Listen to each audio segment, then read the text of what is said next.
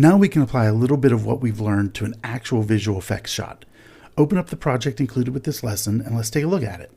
Again, a huge thanks to Action VFX for the awesome practice footage library.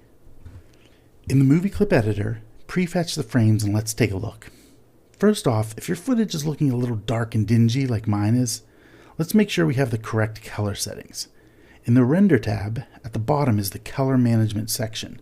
Change the view transform from AGX to Standard. This will show our footage as it actually is without applying any color transform inside of Blender. We'll be adding some laser blasts firing from the gun, and you can see there's a lot of camera motion in this shot. That means this project requires some motion tracking, which is where we capture the movement of the shot so we can apply it to anything we add to the shot. Otherwise, the effects we add would be holding still at their position in the frame while the rest of the image moved around behind it. It's another one of those topics that really requires a complete course of its own, as there's so much to understand about the best way to track something and what to do if the track keeps failing. For that reason, I've already created two simple tracks for us, one on each side of the frame that will capture both the position and the rotation of the shot. That should be all the information we need to match the movement. Let's test it. Back in the compositor, looking at the shot, it looks like she takes her first shot at frame 19. So that's where we'll concentrate on adding a laser blast. But for testing the track, I've included in the downloads an image of purple dots that I called tracking dots. Hit Shift A, under Input, select Image, and load the tracking dots PNG. You can see it's pretty basic and has an alpha channel. Let's drop in an alpha overnode to put it over our footage. Now when we scroll through, you can see what I meant when I said the image would be moving around behind whatever we added. So let's add the motion to this purple dots image. The output sockets from the movie clip node include the usual image and alpha, but there's also these other ones, offset X and Y, scale, and angle. These are precisely for bringing tracking data from the movie clip editor into the compositor. However, right now, they don't hold any information, even though we have a couple of tracks already created. There's only one set of transform data here. So if we have 2 tracks, or even if we have 100, how would it know which track to use the data from? We have to set that up, and we do that in the movie clip editor.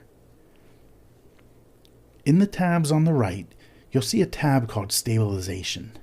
This is for, obviously, stabilizing our image. What we select here will feed directly into those output sockets on the movie clip node. Go ahead and turn it on, and let's select the screen left track. In this box labeled Tracks for Location, go ahead and press the Add button. You can add more than one, but we'll just use that left one. To see what it's doing, under the Clip Display options, turn on Show Stable. You can scroll through now and see it stabilizing the footage around the one track we selected.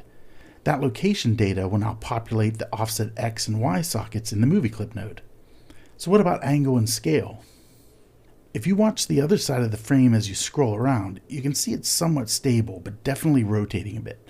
We're not going to worry about scale here, because while there is a small amount, it's pretty minimal, but there's lots of rotation. Looking at our stabilize options, we can also activate rotation. That gives us another track selection box. Let's pick the right track and add it in there. Now when you scroll through, the shot seems pretty straight and stable, except for some perspective shifting that we're not going to worry about. Let's head back to the compositor. So because we set all that up in the stabilizer options, these output sockets now contain stabilization data. Here's a great way to show that. Shift A to bring in a transform node, drop it after the movie clip, then plug in everything except scale. Now when you scroll through, we see the same results we saw using the Show Stable button in the movie clip editor.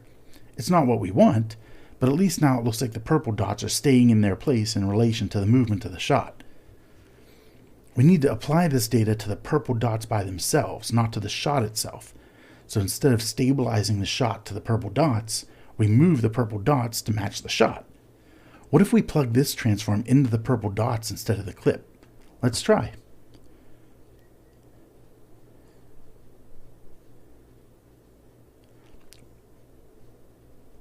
Well, that's not working, and it's because we need to invert the motion data.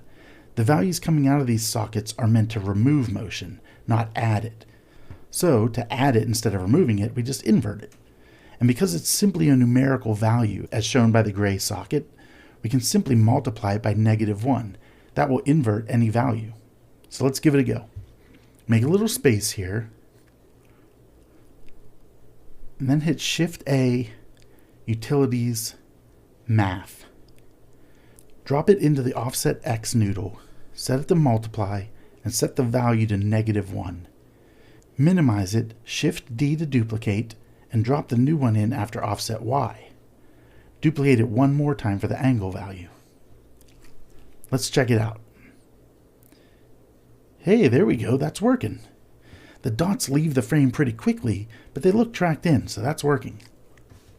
Set this transform node to either bilinear or bicubic.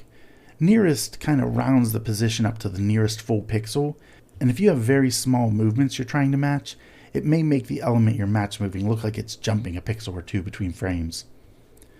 To position the dots more in frame, let's duplicate the transform with Shift-D and place it right after the dots node.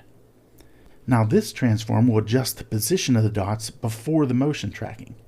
Each whole number is a pixel, so if we want to move it up towards her head, try entering something like 600 in the Y value. Let's scroll around. Yeah, that's working very nicely. So now using this setup, anything we drop in place of the dots will be tracked in and easily repositioned. And using our knowledge of node groups, we can package this up into a nice little node. Let's leave the repositioning transform out of it and just select the match move transform and the 3 multiply nodes. Press Ctrl G and there we go, a new node group. While we're in here, let's rename these value inputs. Let's just use the names coming out of the movie clip node so we know exactly what to plug in where. First one will be Offset X. The next one, Offset Y. And the last one, Angle. Hit Tab to come out of the node group, and now let's rename the label to Match Move. Now we can duplicate this around as much as we need to without setting it all back up from scratch. In fact, using Ctrl-Shift-D to duplicate it will keep all the incoming connections intact. Okay, so let's make this weapon fire. I've included a few elements in the downloads which I'll be using, but if you have your own effects elements that would work, feel free to use whatever you prefer. I'm going to start with the main laser beam element. Shift-A, Input, Image Sequence.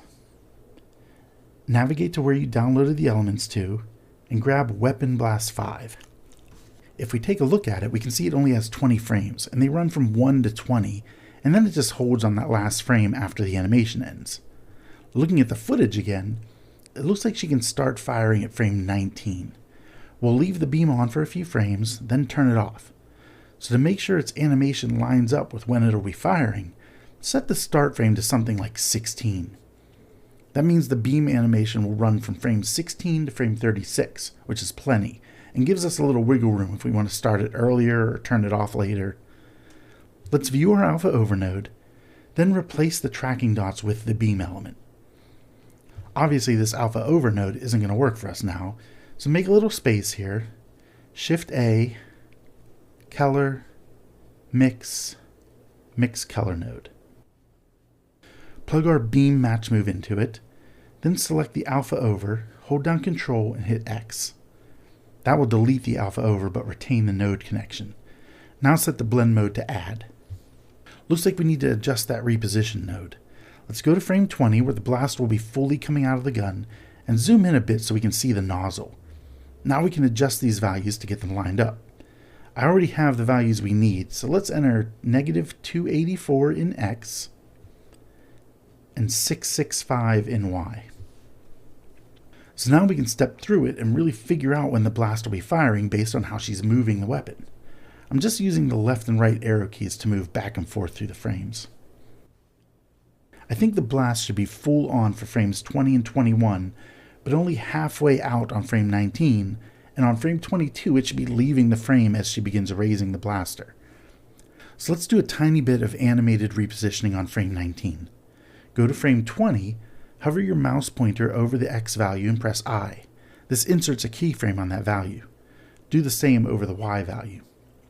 Now jump back one frame and adjust these values very slightly to get the beam lined up with the center of the nozzle again. Once you've got it, hover over each again and press I to set a keyframe. If you select the transform node, you can see the keyframes down on the timeline, which is definitely useful. Okay, let's animate it on and off. There's quite a few different ways to do this, but we'll use the most straightforward for now. Up in the Add node, where the beam is being composited over the footage, go to frame 19, hover over the factor and press I. Jump back one frame to frame 18, set the factor to 0, and set another keyframe. Next, go to frame 22, and with the factor at 1, set a keyframe.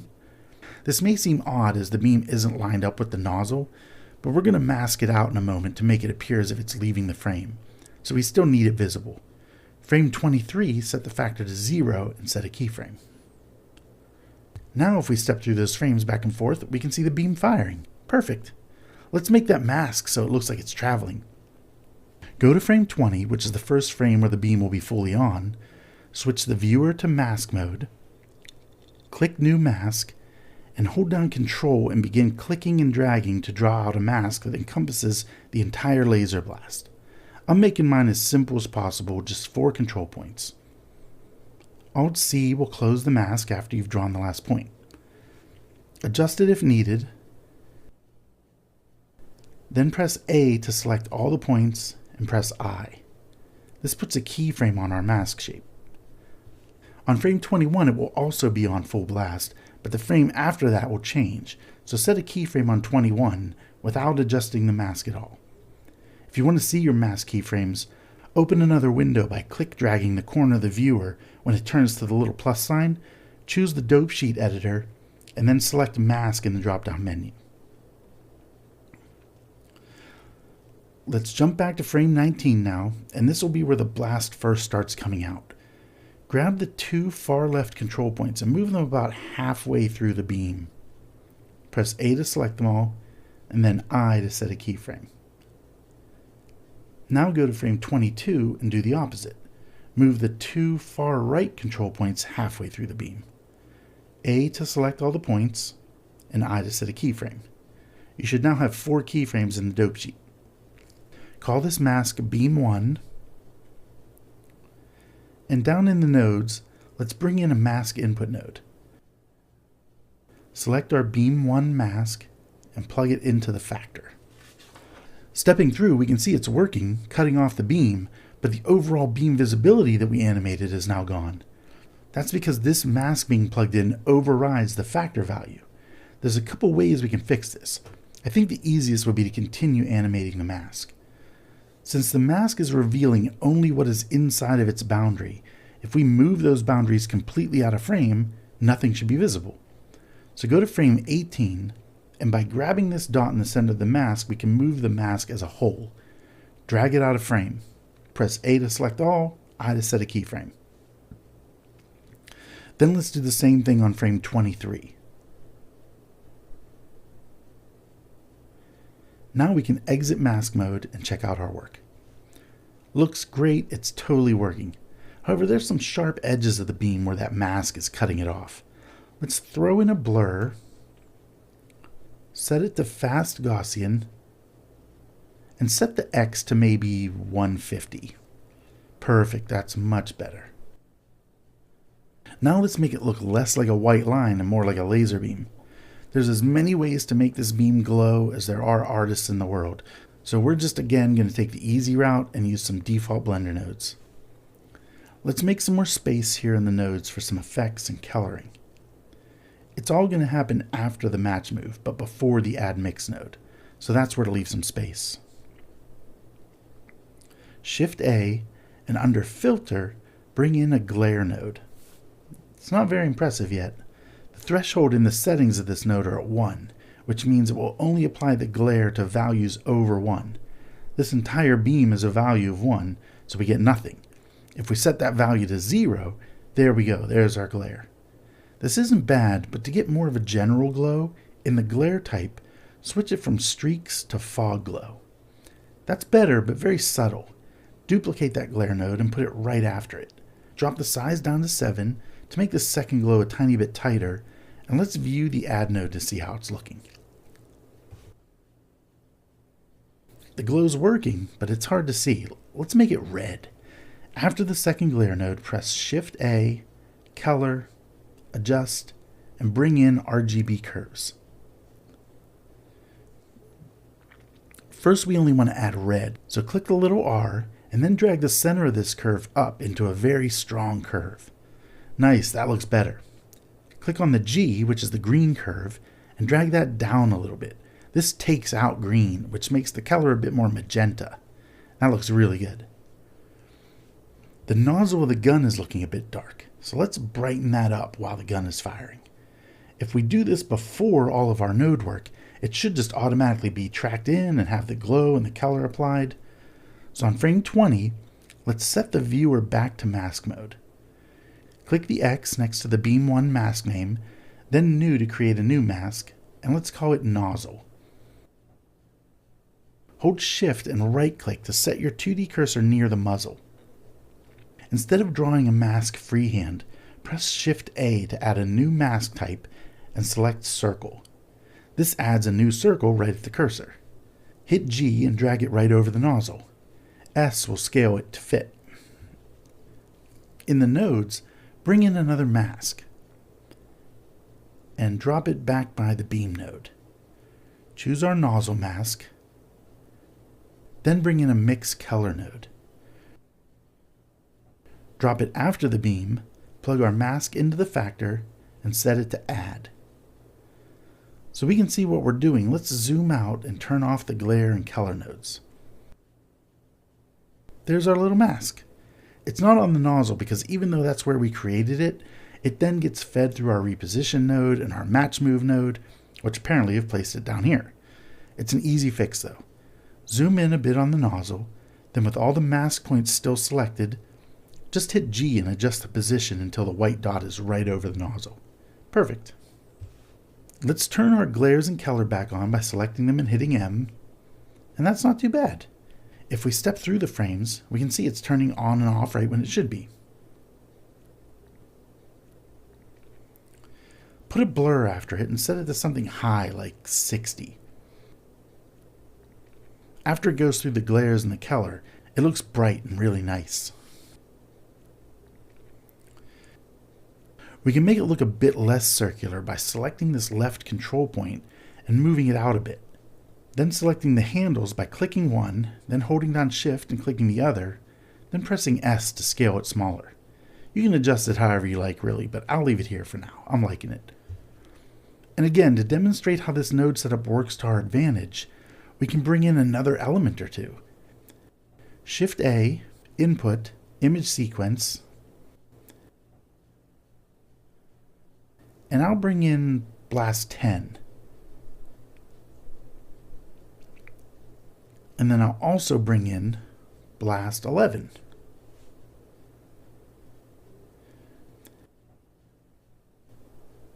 Make a little room to add it to our original beam, duplicate the Add Mix node, and plug it in. Because I made both of these elements in the same way without changing the perspective on them, it just drops in and works perfectly. Let's do the same with Blast 11. Duplicate the Add node and plug it in.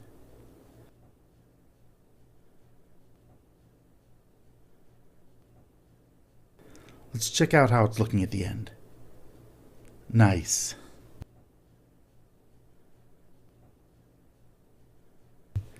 If you want to experiment with different colors without altering the nice red we have set up, just bring in a Hue Saturation Value node from the Adjust menu and slide around the hue setting.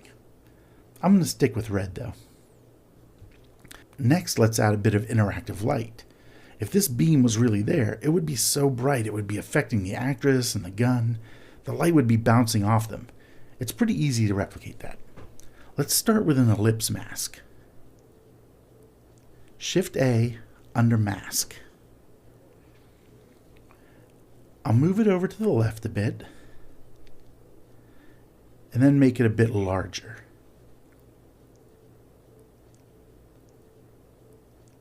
Then drop on a blur node and set it high, like 300. To make this more of an exponential fall off, I'm going to duplicate one of these glare nodes and drop it after the blur. You can see that sort of makes the center extra bright and the feathering isn't quite as linear. And coming off the main footage, let's bring in a color balance from the Color Adjust menu. Plug our ellipse mask into the factor, and now we can dial in our red light. I'm going to push the gamma down into the red, staying a little closer to the purple side than the yellow side. Then the gain, which is the highlights, let's turn that up a lot. Yeah, that looks good. And lastly, let's lift the darks a tiny bit. Maybe set the value to something like 1.02. And let's shift it red by jumping to the RGB tab and turning the red up just the tiniest amount over the other values. Okay, it's looking great on the actress, but it's also affecting the sky, which we don't want. Let's make a quick garbage mask to remove the sky from the ellipse mask. We're going to create a matte from our footage. The sky is the brightest thing in the shot, so it should be pretty easy. First, let's take a look at which color channel we want to use. Shift A, Color, Mix, Separate Color. Plug our footage into it, and let's Control-click through the different channels. Red has a lot of brighter bits in the actress's face, but green and blue seem to be a bit flatter gray, not as much brightness. Let's bring in a color ramp and plug the blue channel into it. I'm going to drag the black slider up until the actress's face goes away. Then I'll drag the white way in to make sure the entire sky is clipping to white. After our glare node on the ellipse mask, let's add a Utilities Math node. What we want to do here is subtract the sky area out of our ellipse mask. So let's plug in the sky matte we made and set the node to subtract. It kind of works, but not completely. If we go in here and right-click drag around the image, we can watch our RGB values at the bottom left of the viewer, and we can see they're all up around 1.9 or so. That's no good. The color ramp only outputs between 0 and 1, so something must be going on with our blur or our glare nodes. Let's check the blur node. Okay, these all seem under 1. What about the glare node? Okay, these are all way over 1. This is the issue then. Alpha channels should not be over 1. If we look at our subtract node, the sky values are all under 1, so when the color ramp is subtracting 1 from the glare node values, there's still values like 0.8 and 0.9 left over, so the sky isn't going to black. All we need to do is clamp that glare node between 0 and 1. Under Utilities, bring in a Map Range node. Drop it after the glare and click on Clamp. And there we go, that's what we needed. Also, make sure Clamp is turned on the Subtract node. Let's check our color correction. Excellent. Although we have some strange edge artifacts happening back here by the tree line. That's coming from our blue channel matte. So let's throw a blur after the color ramp and set it to something like 40. Let's look at the end of the comp and flip through some of these frames. It's looking good, but now we have to animate on and off that interactive light we've added. No problem. Let's drop in a math node after the subtract and set it to multiply. Set the value to 1. The first frame where the blast is full on is 20, so let's set a keyframe there on the value by hovering over it and hitting I. Go back 2 frames and set it to 0, and then keyframe it again. Setting it to 0 is effectively turning off the alpha channel going into the color balance node, so it's a perfect on-off switch. On frame 21, set another keyframe with it set to 1, then go 2 frames ahead and set a keyframe at 0. If we look at those in-between frames, we can see it's set to 0.5 automatically. Feel free to adjust that and keyframe it if you want. Excellent, this is really coming along. I think the front of the gun would be lighting up quite a bit brighter than it currently is, so let's create that. Let's go back to the mask editor, click X to clear this current mask, and press New, and call this one Gun Front. On frame 19, Draw out a mask around this front area of the blaster. Alt-C to close it and adjust it if you need to. Set a keyframe by hitting A to select all, then I. And here's a tip. Down here on the timeline, enable auto keying. Now you don't have to set a keyframe with I, it will just automatically set one every time you move the mask. Go to frame 22 and adjust the mask. Check the in-between frames and adjust it if it looks like it's off a lot.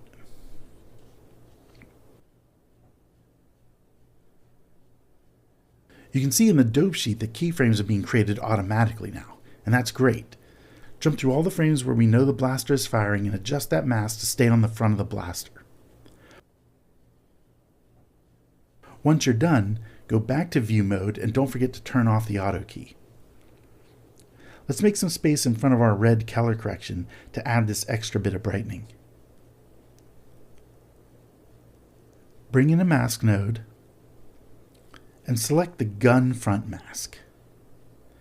Let's just use another color balance node. Bring it in from the color adjust menu and drop it before the red color correction. Plug in the gun front mask. Now I'm going to slide the gain all the way up. Not bad, but let's bring in some red using the color wheel. Better, but let's see if we can go brighter. Click on the color swatch, and in the hue saturation value section, turn that value up to 3 or so. Excellent. The hard edges of the mask are showing themselves. So let's drop in yet another blur and set it to maybe 30. Now don't forget we have to animate this turning on and off as well. Let's just duplicate that animated multiply node we already created. Oh, the yellow animation went away. We can't duplicate an animated node, which is not good for us. However, I know a little cheat that will help us. While we can't duplicate a node and have it remain animated, we can duplicate an animated group node. Let's Control X on that failure of a multiply node and go up to the animated one, select it, and press Control G. In the group node here, unplug the bottom socket and you'll see our animation is still there. Let's tab out of it, make sure it's selected, and Shift D to duplicate it. Tab to go inside, and yes, there's the animation. Drag this in line after the gun front blur, and everything should be working perfectly. And that's essentially it. That's the basics of 2D compositing. And shout out to Action VFX again for the great footage. We added some effects elements, we added glow and color, we created garbage masks, we added interactive light, we created alpha channels from the footage, and applied our tracking data to the effects. We layered different elements and used different kinds of color correction tools. Hopefully this has helped give you a thorough introduction to all these compositing techniques and tools. There is, however, a very common compositing skill set we haven't yet looked at: green screens. Hopefully I'll see you in the next lesson and we can tackle that one.